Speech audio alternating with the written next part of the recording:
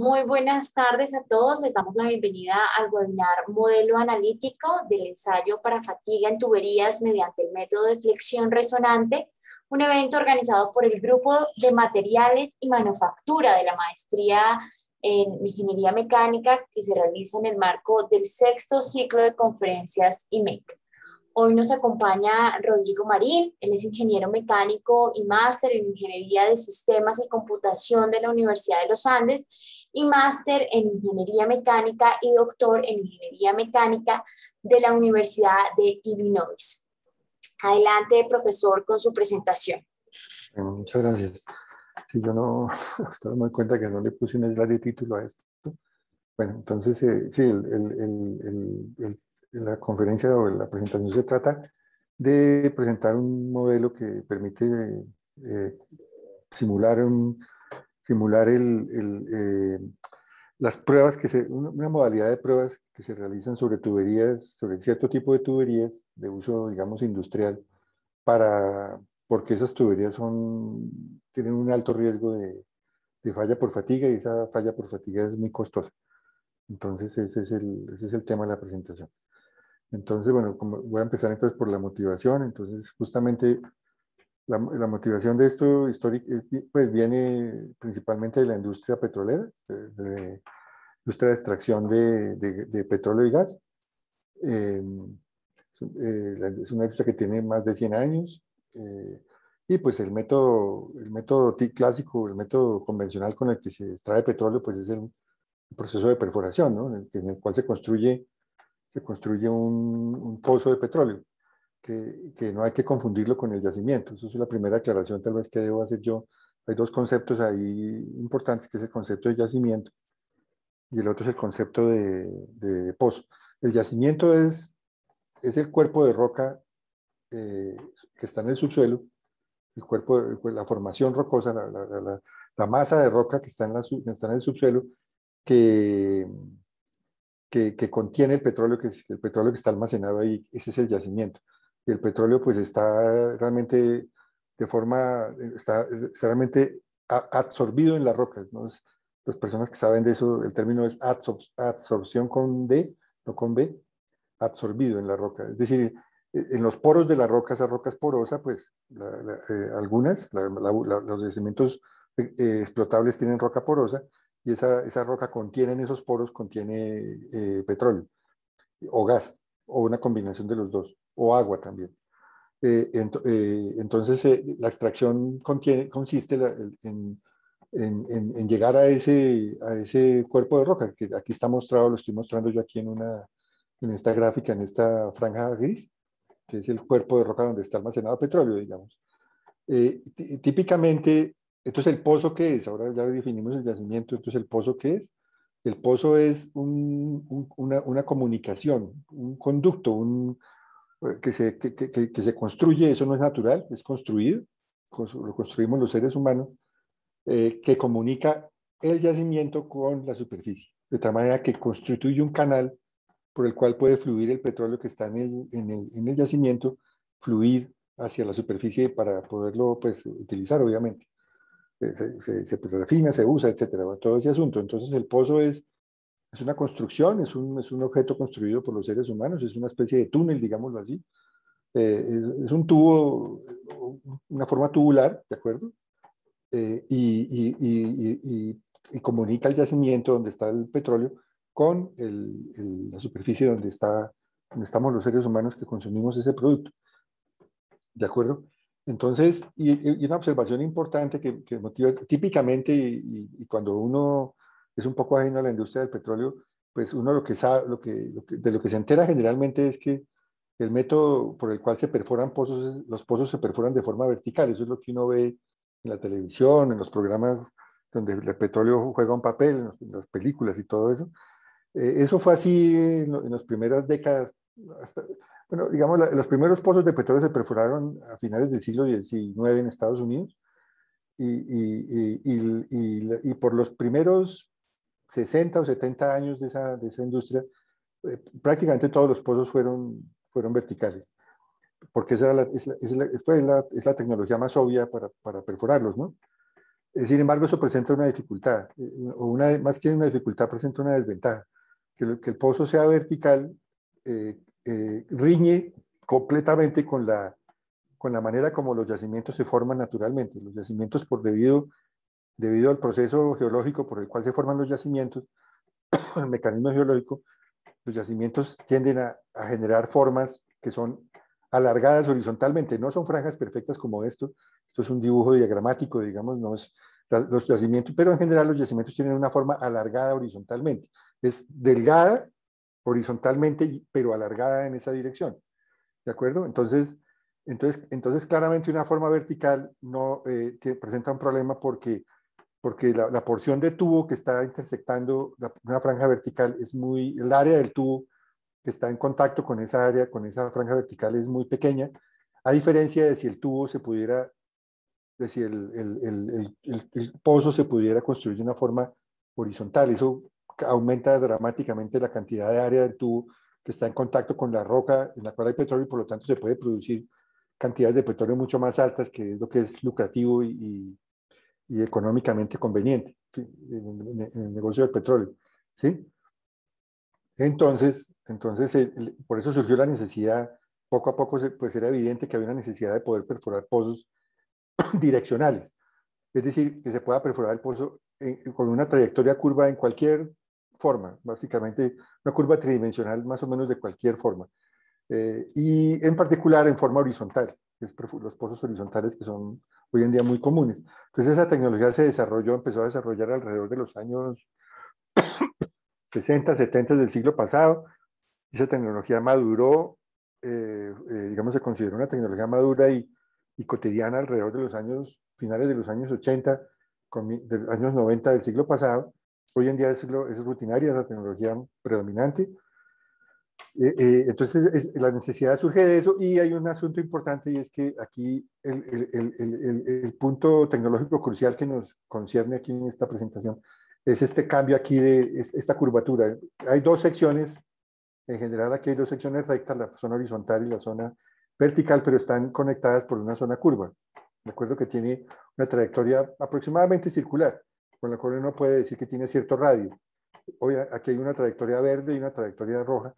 Resulta que la trayectoria, perforar los pozos con un radio lo lo más pequeño posible es conveniente. Tienen muchas ventajas económicas, principalmente.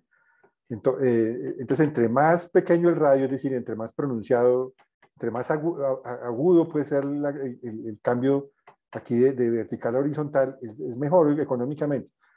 Pero eso pues vamos a ver qué problema tiene eso, ¿de acuerdo? Tiene su desafío por la siguiente. Entonces, ¿cómo funciona esto? Pues aquí está la torre de perforación, está la superficie, y viene una herramienta que obviamente es un taladro que es que va rompiendo la roca y perforando el pozo, construyendo el conducto de sección cilíndrica, que es el pozo, ¿de acuerdo?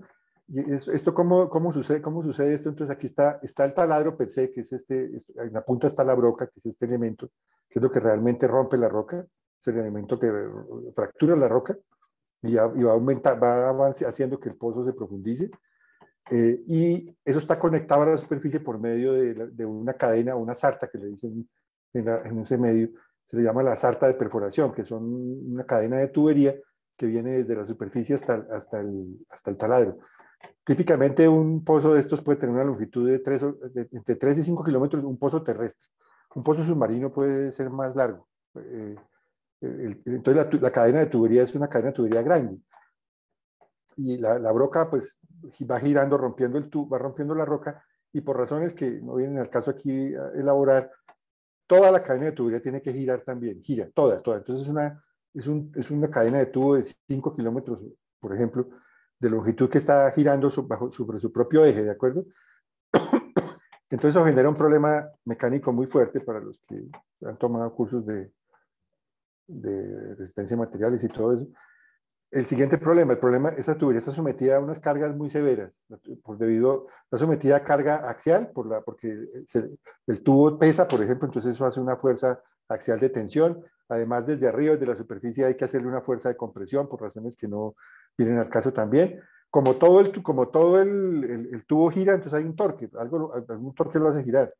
Entonces tiene una carga torsional también. Y además tiene una carga de flexión que la causa la curvatura. Como aquí esto está en una curva, entonces, y está dando vueltas, eso automáticamente causa un momento flector, que es dinámico, ¿no? Variable en el tiempo. Entonces eso causa una carga variable en el tiempo dinámica supremamente grande y supremamente violenta, digamos, sobre ese tubo. Esa es una observación importante para motivar este asunto, ¿de acuerdo? Entonces, ¿cómo son esa tubería, esta sarta de perforación que mostré anteriormente acá? Eso no es un solo tubo. Es imposible, pues, pensando que tendría que ser un tubo de 3 o 5 kilómetros de largo, eso no es práctico. Entonces, obviamente lo que se hace es que son secciones de tubo, lo que se llaman drilling joints, en inglés le dicen a eso, ¿de acuerdo? Acá, drill pipe, esta es una sección típica de un tubo de esos, típica de un dibujo, en el cual hay una sección tubular pura acá, obviamente esto es hueco por dentro para que circule el fluido, los fluidos que tienen que circular por ahí, eso no viene al caso en este momento. Típicamente un tubo de esos tiene 20 pies de longitud, hay unos un poco más largos, hay otros un poco más cortos, pero lo más común son 20 pies. Entonces póngase a pensar cuántos tubos de esos son, si son 3 o 5 kilómetros de longitud. Son miles de tubos de esos posiblemente, ¿de acuerdo? Entonces son muchos tubos de esos. Y esos tubos hay que conectarlos uno con el otro. Entonces la manera como se conecta es por medio de roscas. Y en particular no es cualquier rosca, sino que es lo que se conoce como una rosca API. API es la sigla del American Petroleum Institute, del Instituto Americano de Petróleo, ¿de acuerdo? Entonces esa rosca hay un extremo del tubo que tiene una rosca macho y un extremo del tubo que tiene una rosca hembra. Y entonces usted conecta eso, es una rosca trapezoidal, digamos, no es una rosca recta, por razones que no vienen al caso. ¿De acuerdo?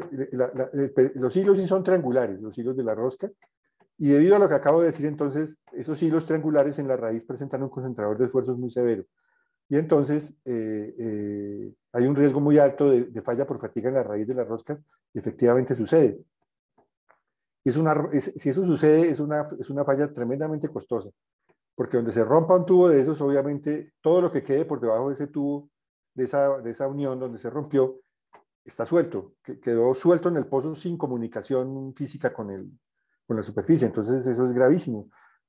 Hay soluciones para sacar eso de ahí, para pescarlo, como dicen, pero es terriblemente costoso la pescada, digamos, la pesca de este asunto.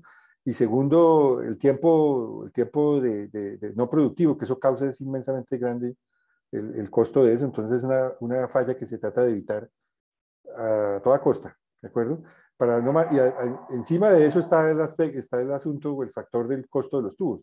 Un tubo típicamente dependiendo del material, y el material lo determina las condiciones del pozo, condiciones ambientales del pozo, digamos, presión, temperatura, agentes corrosivos, etcétera, determinan el tipo de material, puede valer entre 5 y 10 mil dólares un pedazo de tubo de esos. Entonces otra vez multipliques un tubo muy costoso. Entonces también que se fracture un tubo de esos es un daño económico fuerte. Entonces hay que evitar que eso suceda, ¿de acuerdo? Entonces la industria petrolera ha invertido una cantidad de dinero muy grande al estudio de la fatiga en estos tubos, muy grande, un estudio de fatiga muy extensivo, y en particular esos estudios pues tienen su parte experimental y tienen su parte eh, teórica, analítica, como uno quiera. Entonces, las pruebas son fundamentales, se hacen muchas pruebas de eso, y hay una modalidad de prueba que es la que nos interesa en este caso, que es la modalidad, el aparato, pues, el artefacto con el que se hacen las pruebas, que se conoce como una máquina de flexión resonante. Entonces vamos a ver cómo funciona esto. Aquí está una imagen realista de cómo es una máquina de esas, en términos realistas. Y aquí hay un dibujo esquemático, ¿de acuerdo? Entonces aquí está el tubo que yo quiero, el tubo per se. Aquí está la unión roscada que yo quiero probar. Esta es la unión roscada que yo quiero probar. Aquí está el tubo, de nuevo los tubos, las porciones de tubo. Esto se coloca sobre la máquina en una condición de apoyo simple, o sea, como si fuera una viga simplemente soportada, ¿de acuerdo? Acá, sobre los apoyos, aquí. aquí está el apoyo, los soportes, ¿de acuerdo? Y esto en cada extremo se agrega, digamos, una masa, un contrapeso acá y aquí otra masa de estas, acá. Y la razón para hacer eso es bajar la frecuencia natural de vibración de este sistema, bajarla a un rango que sea accesible mecánicamente, si no por eso son esos tubos, estas porciones de masa, estas masas adicionales, ¿de acuerdo? Y aquí en este extremo, además de la masa adicional que la representa este área gris acá, hay también un motor eléctrico, que se ve acá el motor eléctrico con un eje, y ese eje está conectado a una masa excéntrica que se ve acá, una masa excéntrica. Entonces, cuando el motor gira a cierta frecuencia, causa que esa masa excéntrica induzca una carga oscilatoria, armónica, digamos, sobre ese tubo, y eso causa que el tubo vibre, ¿de acuerdo? Vibra transversalmente. Digamos, sobre el papel vibraría. En realidad vibra en 3 dimensiones como si fuera un lazo de saltar, pero uno puede abstraerlo matemáticamente, que es lo que se hace, así como si vibrara solamente en el plano. Esa es la abstracción que se hace. ¿De acuerdo? Entonces eso es. Solamente para dar una idea digamos, de lo que está involucrado en esto, de todas maneras, un ensayo de estos vale aproximadamente desde $20,000 para arriba, dependiendo del tamaño del tubo. Hay tubos mucho más grandes que, por ejemplo, los tubos de los gasoductos se prueban también con esto, o los oleoductos, y son tubos mucho más grandes que los de la perforación, y un ensayo de esos puede valer unos $60,000 más o menos, cada ensayo. Y para poder caracterizar el tubo hay que hacer docenas de ensayos de esos. Entonces, mucha plata le cae de por medio, ¿de acuerdo? Entonces, el asunto es comprender cómo funciona esto. Es importante entender cómo es que vibra un tubo de estos y cómo se comporta y cómo es la física de eso, digamos, o la mecánica de eso, por lo menos. Entonces, efectivamente se ha hecho algún trabajo sobre eso, y hay desde hace varios años hay unas publicaciones en la literatura técnica de ese tema, en la cual se plantea el modelo matemático de eso. Este es uno de los modelos, el modelo más común, que es este modelo que está acá, ¿de acuerdo? En el cual se modela el tubo como una masa distribuida, de forma tubular, de sección uniforme, con dos masas, una masa al extremo derecho y una masa al extremo izquierdo, perdón, derecho e izquierdo, ¿sí? El eje X es el eje longitudinal del tubo y el eje U es el eje transversal sobre el cual se mide la vibración, el desplazamiento, la deflexión del tubo, ¿de acuerdo? Este es el extremo menos L medios, este es el extremo L medios acá, ¿de acuerdo? El tubo pues tiene una longitud L naturalmente, ¿sí?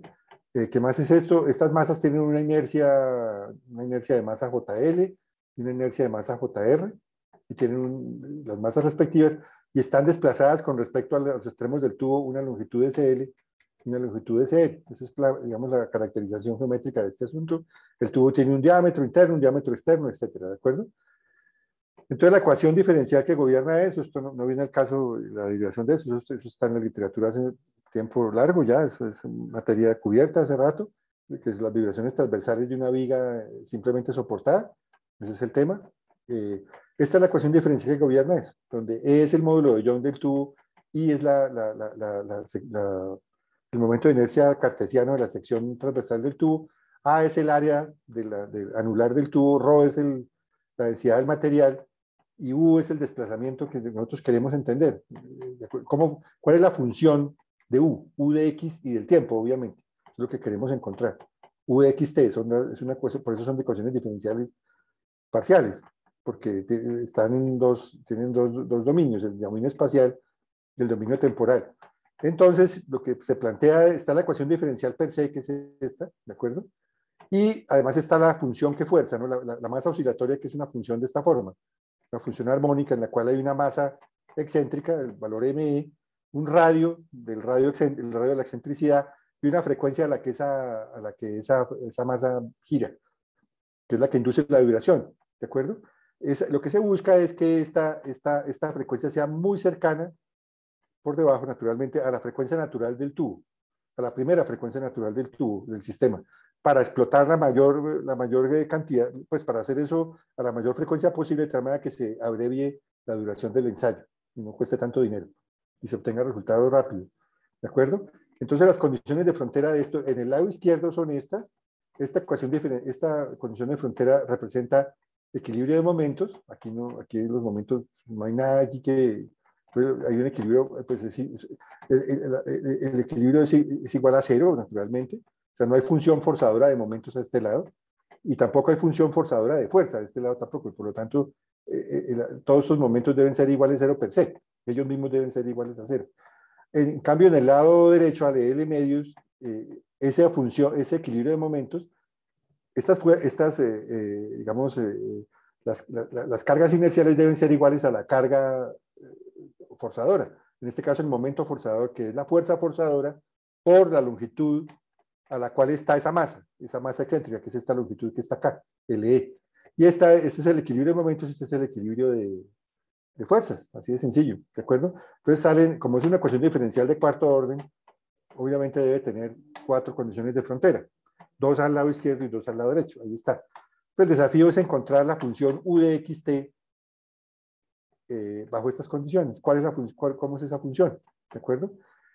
Entonces lo primero entonces eso pasa por encontrar lo que se caracteriza, eso es un problema de vibraciones, un problema de vibraciones lineales, en el cual se busca encontrar las frecuencias de vibración, las frecuencias naturales de vibración, que son frecuencias naturales, que salen de una función parecida a esta, como vamos a ver más adelante, y los modos de vibración, que son los modos de vibración, describen cuál es la curvatura o la forma, como el tubo se deforma para cada modo. Entonces, el primer modo, todos los que han tomado un curso elemental de vibraciones saben, el primer modo simplemente tiene, digamos, una sola dirección de curvatura. El segundo modo ya tiene 2, el tercer modo tiene 3 y así sucesivamente. Obviamente el modo más importante es el 1, porque es el modo que amenaza el daño, amenaza pues la destrucción de esto también si se llega a tocar esa frecuencia, ¿no? Todo eso lo sabemos. Y es el modo con más energía en la vibración, es el modo que contribuye más fuertemente a la vibración del tubo. Entonces es el modo más interesante. Bueno, ahí va la cosa. Entonces ahora sí nos metemos en este cuento. Entonces, lo que se propone para resolver ese tipo de ecuación diferencial típicamente es el método, es una separación, lo que se llama el método de separación de variables.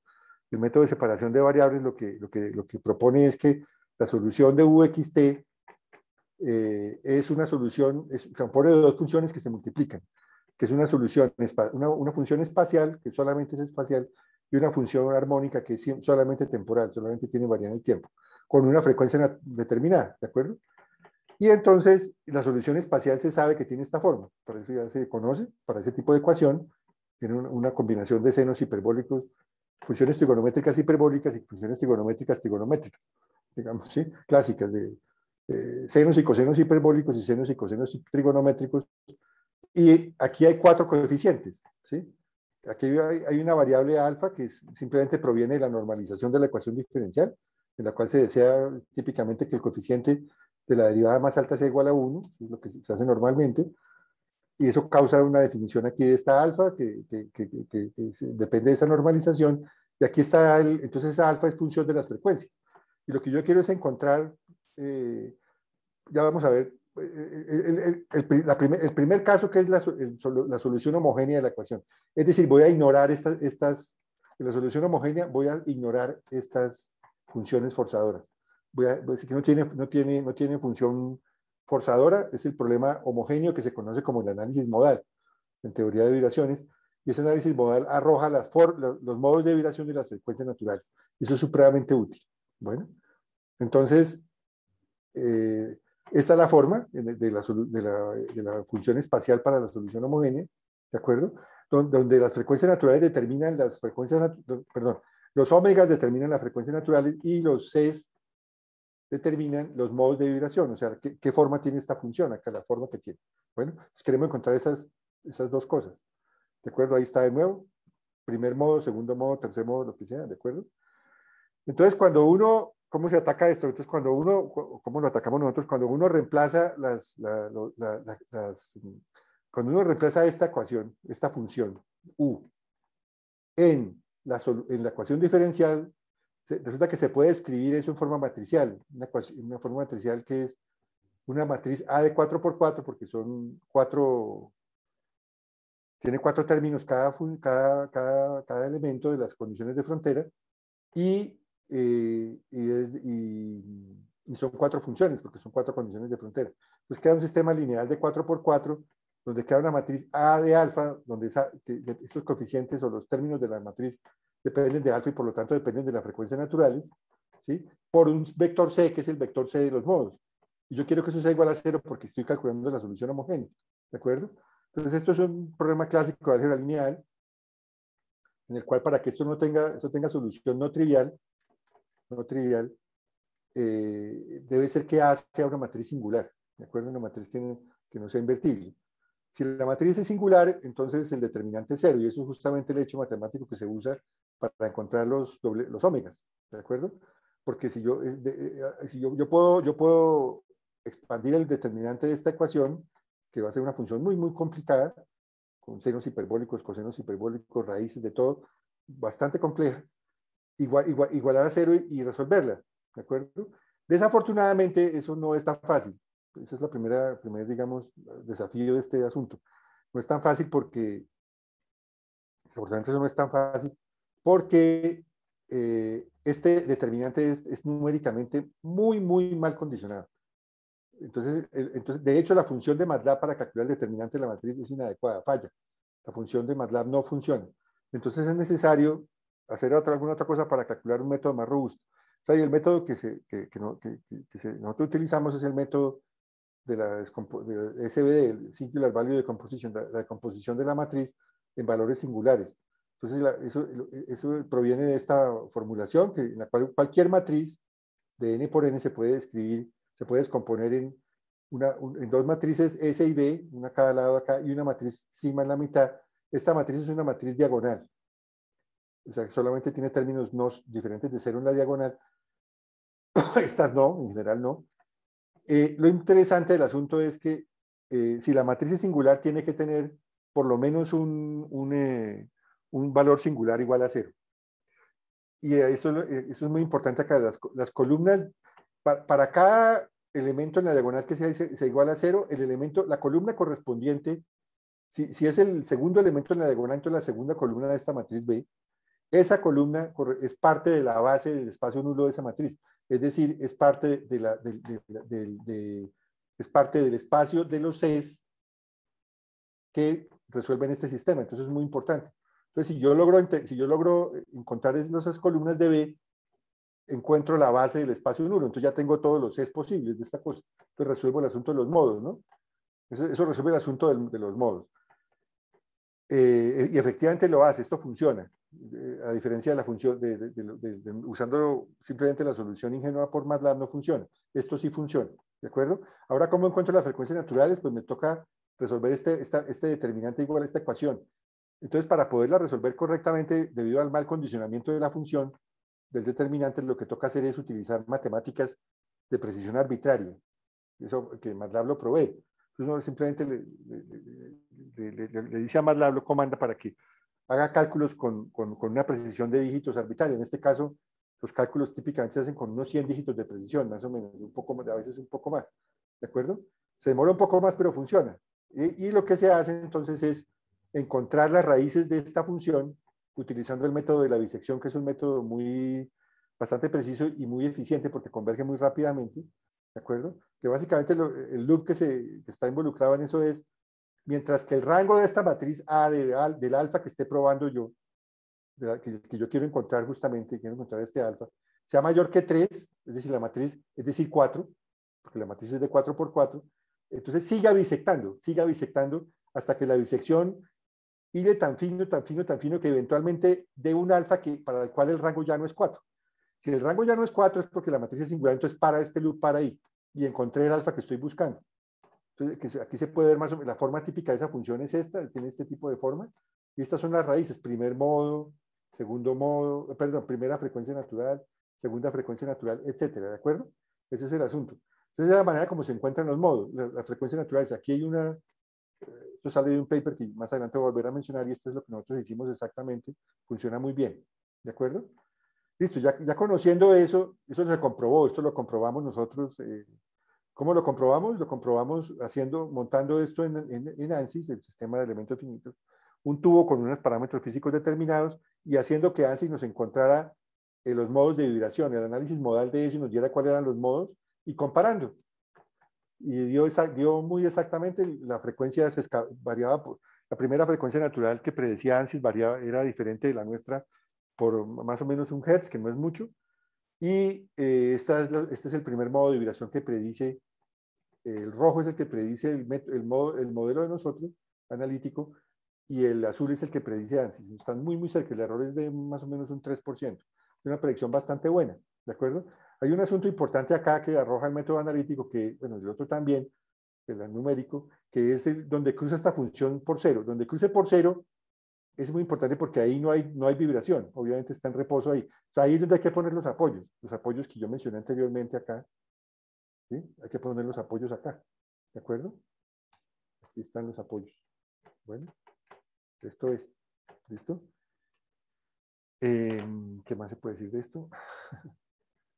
Listo, entonces ese es el asunto. Y se comprobó y sí funciona. Lo que le puedo decir, el método funciona bastante bien. ¿Cuál es la ventaja de que tenemos una solución analítica? ¿De acuerdo? Entonces encontramos una función U exacta que provee el método. Usando la librería simbólica de MATLAB, utilizamos eso y nos da una solución exacta.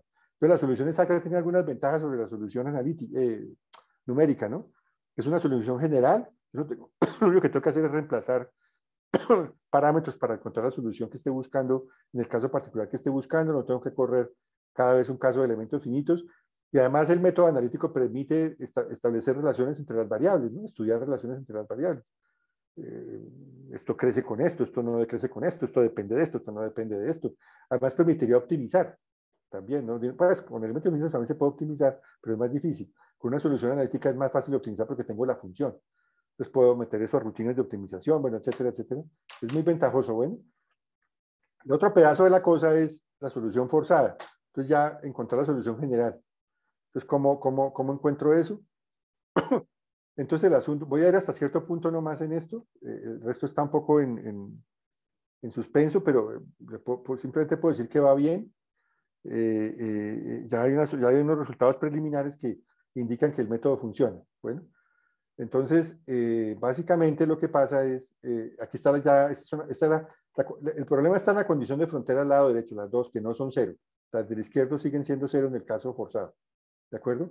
Y eso causa un problema porque estos son funciones forzadoras que son dependientes del tiempo. Y entonces eso causa matemáticamente que el método de separación de variables no sea directamente aplicable. Entonces toca hacer algo y ese algo, nosotros hicimos una investigación y encontramos un paper muy viejo de los años 50 escrito por este par de autores, Mindlin y Goodman. Mindlin era un profesor muy, muy, muy notable, muy célebre, muy supremamente valioso de la Universidad de Columbia en Nueva York, por esa época. Y entonces lo que Mindlin y Goodman propusieron para resolver ese problema es transformar el problema, transformar esto en un problema de hacer una transformación sobre el problema de tal manera que esto sea cero, esto aquí sea cero, y entonces se vuelve un problema otra vez homogéneo y se puede resolver por los métodos convencionales. Entonces lo que ellos proponen es reformular el problema de forma que, diciendo que la solución es de esta forma. Entonces, aquí hay una función txt, tau de xt, que tiene sobre la cual se separan las variables, en esa sí se separa solución espacial y solución temporal, más una combinación de este tipo, de unas funciones temporales y unas funciones espaciales arbitrarias, ¿de acuerdo? Vamos a ver, sí, arbitrarias en el sentido, los f son estos f, son estos de acá, los lados derechos de las condiciones de frontera. Entonces los primeros dos f son cero, porque al lado izquierdo son cero, no hay función forzadora. Y al lado derecho, pues el tercero es fe por L y el cuarto es fe del tiempo, en el tiempo, ¿no? Entonces solamente hay 3 y 4, y igual a 1 y igual a 2 son 0. ¿De acuerdo? Entonces lo que produce eso es esta solución, esta postulación de la solución, donde, insisto, tau de xt se postula como una función sobre la que sí se puede hacer separación de variables. Entonces la ecuación, al reemplazar esta forma de la ecuación de la solución en la ecuación diferencial original, resulta que esta es la nueva la ecuación diferencial. Entonces, antes esto era igual a 0, ahora no es igual a 0. Entonces, ese es el precio que se paga por conseguir eliminar las condiciones de frontera no homogéneas, como vamos a ver acá. Entonces, las nuevas condiciones de frontera son estas. Están acá. Al lado izquierdo son estas. Antes era 0, o sea que se complicó esto bastante. 0 y 0 acá. Y las de la derecha, que ya eran no 0, se volvieron esto. ¿De acuerdo? Pero la pregunta es, ¿qué hago? ¿Qué hago con esto? ¿Cuál es la ventaja de esta complicación? Entonces, la ventaja de la complicación es que yo tengo estos grados de libertad sobre estos grados derechos. Tengo grados de libertad que me los da este G3 y sus derivadas, G3, G3 2', G3 4', G4, lo que sea. Entonces, el truco está en escoger las funciones G3 y G4 de tal manera que vuelvan esto cero, todo esto cero. Eliminen todo este término de acá. Lo eliminen. ¿De acuerdo? Acá. Ese es el asunto. Entonces, para eso, como yo tengo, a ver, déjenme pensar la justificación de esto. Entonces, lo que se postula es que G3 y G4 deben tener una forma polinomial. O se postula que no es que deban tener, pero se busca una forma polinomial. Y una forma polinomial de grado 7. ¿Y por qué de grado 7? Porque los polinomios de grado 7 tienen 8 coeficientes. ¿De acuerdo? Y eso es conveniente porque produce 16 coeficientes. Y yo puedo producir fácilmente, acá, puedo producir 16 ecuaciones para anular los lados derechos de estos modos de vibración, de las condiciones de frontera. Aquí me toca switchar un documento porque no tengo esto en forma de presentación. Me permiten un momentico, ¿cómo hago eso? Espera, me toca apagar esto un momentico para poder pasar al documento. Permítanme un momento, lo tengo yo por acá. Por aquí está. ¿Dónde está? Sí, aquí está la cosa. Y entonces se plantea lo siguiente. Se plantea muy fácil acá. Esto es otra manera de hacerlo que no es muy buena. Se plantea lo siguiente, sí, las condiciones son estas. Yo digo, G3 de menos L medios debe ser 0. Estas son para las condiciones de frontera del lado izquierdo y estas son para las condiciones de frontera del lado derecho. Si todo esto se cumple al lado izquierdo, los lados izquierdos vuelven a ser, los lados derechos, las condiciones de fronteras de la izquierda, otra vez vuelven a ser 0. Y los del lado derecho se vuelven 0, si se cumple esto. Entonces, esto obviamente, ¿qué es lo que pasa acá? Esto me produce a mí un sistema de ecuaciones. Aquí tengo 8 ecuaciones, otras 8 al otro lado, son 16 ecuaciones, y tengo 16 coeficientes, porque tengo 8 coeficientes de G3 y tengo 8 coeficientes de G4. Entonces, tengo un sistema de ecuaciones de 16 por 16. Y los sistemas de ecuaciones lineales de 16 por 16 tienen solución única. Eso es muy ventajoso, ¿de acuerdo? Entonces, efectivamente, uno hace eso y MATLAB le dice, resolviendo con MATLAB, le dice cuáles son esas coeficientes. Aquí están los valores de los coeficientes. Él le dice, sí, señor, sus coeficientes son estos. Y le da esta es la gráfica más o menos de la función G3, esta es la función G3 y esta es la función G4. Entonces, efectivamente, son unas las condiciones de frontera. ¿De acuerdo? Las vuelve a ser otra vez. De ahí para adelante, y ahí yo no voy a elaborar más en detalles, no voy a entrar en los detalles de esto, porque eso todavía está un poco en cocción, digamos. Efectivamente, ya de para adelante el método se puede resolver la ecuación se puede resolver por los métodos convencionales de ecuaciones homogéneas y efectivamente da. Por aquí tengo yo una comparación con un caso real. Voy a mostrarla aquí, la tengo aquí en este computador, perdón.